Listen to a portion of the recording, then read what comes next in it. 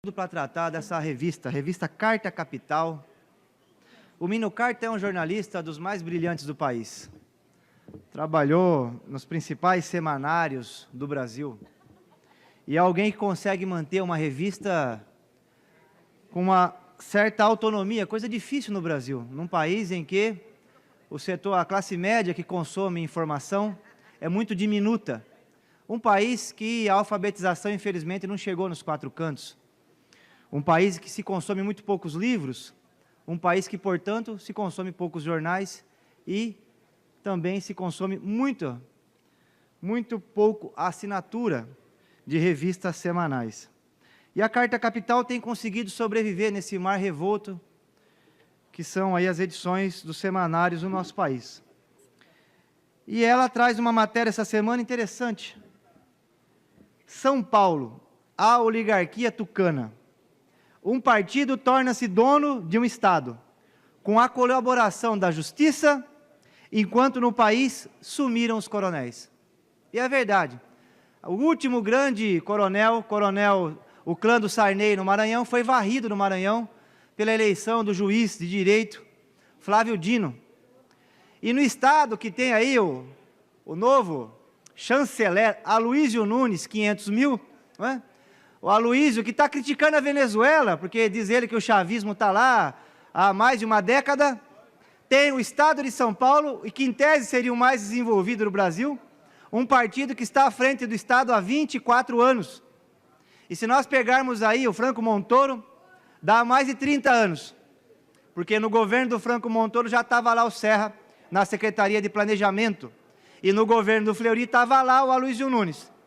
Então, são mais de 30 anos. Mas, para ser fiel aqui, 24 anos é o PSDB à frente do governo de São Paulo. E a pesquisadora, doutora Luciana Cardoso, fez sua tese de doutorado estudando como que os escândalos de corrupção, aqui em São Paulo vai tudo para o arquivo.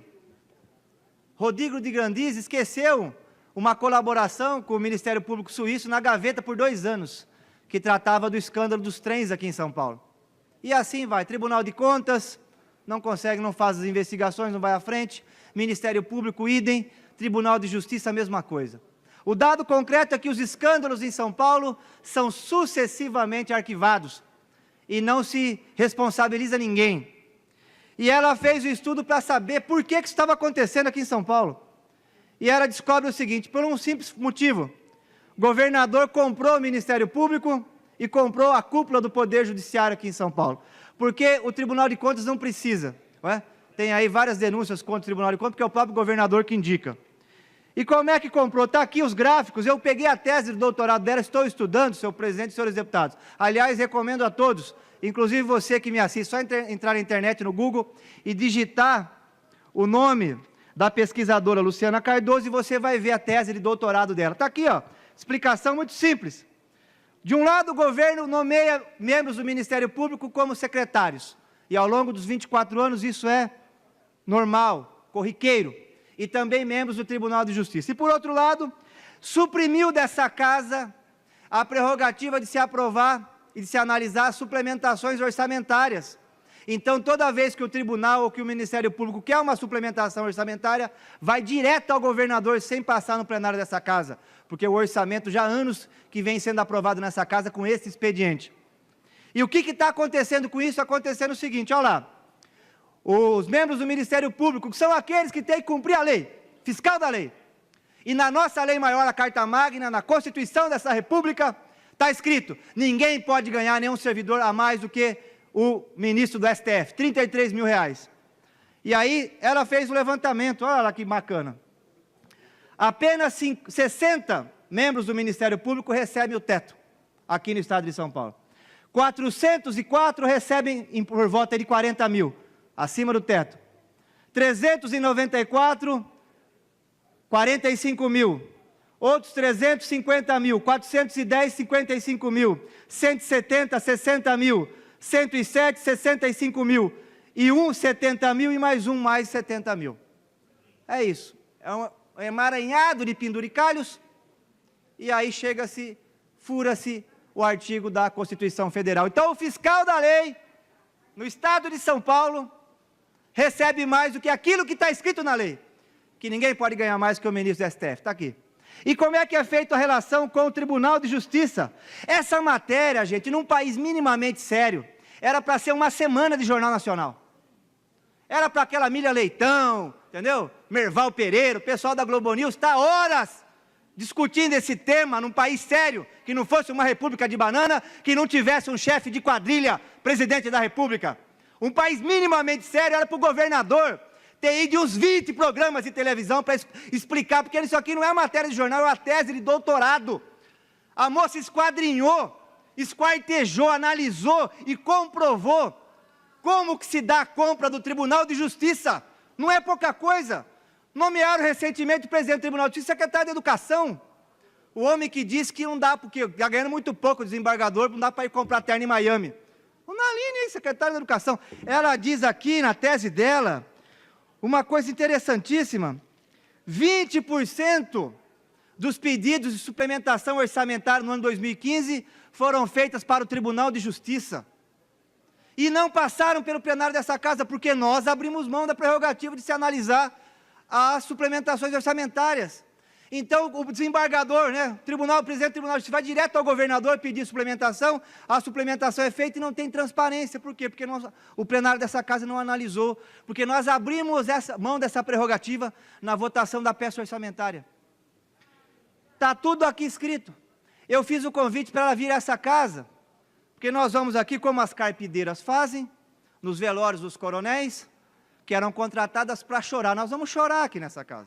Nós vamos reclamar, vamos trazer ela, a Luciana Cardoso Zafalon, para explicar como é que se deu essa relação ao longo desses 24 anos. Porque, de fato, é uma coisa curiosíssima. Os escândalos da Petrobras estão aí, um monte de gente presa. Os escândalos da Odebrecht estão aí. O príncipe das empreiteiras está preso lá, seu Marcelo Odebrecht, cumprindo pena. Não é? Tem um monte de gente presa de um monte de escândalo. E aqui em São Paulo, nada há... No Rio de Janeiro, quase todos os membros do Tribunal de Contas estão na cadeia, né, investigados. E aqui em São Paulo, nada acontece.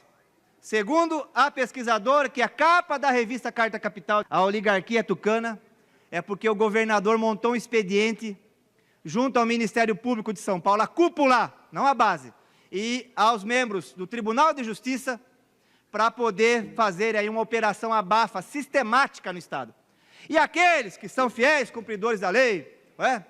Porque a lei dura é a lei para o pobre, aquele que é pego roubando toca-fita de carro, roubando pneu, roubando comércio nos bairros, eles têm que cumprir a lei, é importante.